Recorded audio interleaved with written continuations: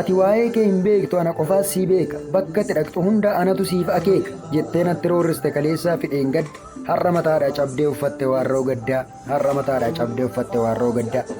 sagalee kee ol kaasi feetu gadoodii ooy ani sooftiin siif kennaati yeroon daabooy adii naaf dhiisi gaddii gurraacha uffadhu ani gammadeen kolfaa ati garaa gubadhu kun hunduu hojii keeti kan kaleessa nu goote sanyii gaddaa facaaftee nama boo'ichaa taate isa nu facaafte ofii keetiif haammatte maaf seeraan teesseen boochuu fira kee hunda waammattee maaf seeraan teesseen boochuu fira kee hunda waammattee ani kaleessan boo'e gaafati na waraante mataa gadi na qabdee gaafa ofii kee garmaamte gaafati na jibbite na seetee muka baarsaa coba narratti taate ofii keetii lalisaa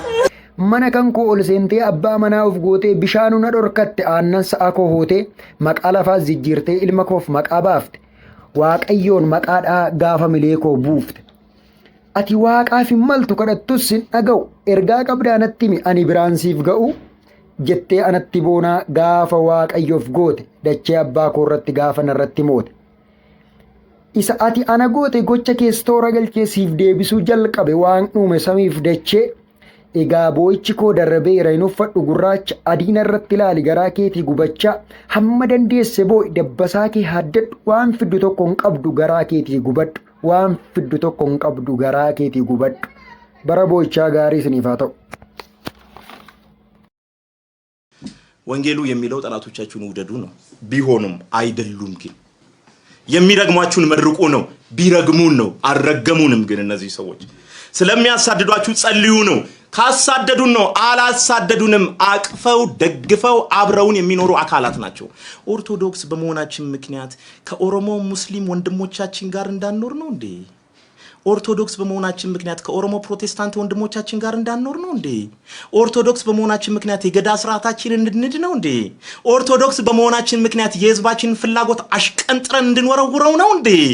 ኦርቶዶክስ በመሆናቸው ምክንያት ሐዋርያት ቋንቋቸውን ተው እንዴ ባህላቸውን ተው እንዴ ክርስቶስ ኢየሱስ ሰው ሆነ ሲባል እኮ የናዝሬቱ ኢየሱስ ተብሎ እኮ ነው ከ12ቱ ነገዶች እኮ ከአንዱ ተወልዶ ነው እኮ የህዝቡን ቋንቋ ተናግሮ ነው እኮ የህዝቡን ባህል አንጸባርቆ ነው እኮ አምላክ ሰው ሆነ ማለት አይንና አፍንጫ አይደለም ከባህሉም ጋር ተዋህዷል ማለት ነው ቤተክርስቲያንን በዚህ ልክ ተዋሃድ ነው የኛ ጥያቄ እንጂ ኦርቶዶክስ በመሆናችን ምክንያት እኛ ከሙስሊም ወንድሞቻችን ጋር የማንኖርበት ምክንያት የለም ወንጌሉ የሚለው ጠላቶቻችሁን ውደዱ ነው ቢሆንም አይደሉም ግን የሚረግሟችሁን መርቁ ነው ቢረግሙን ነው አልረገሙንም ግን እነዚህ ሰዎች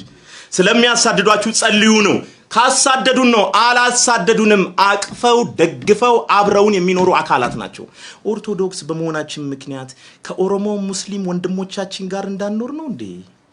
ኦርቶዶክስ በመሆናችን ምክንያት ከኦሮሞ ፕሮቴስታንት ወንድሞቻችን ጋር እንዳንኖር ነው እንዴ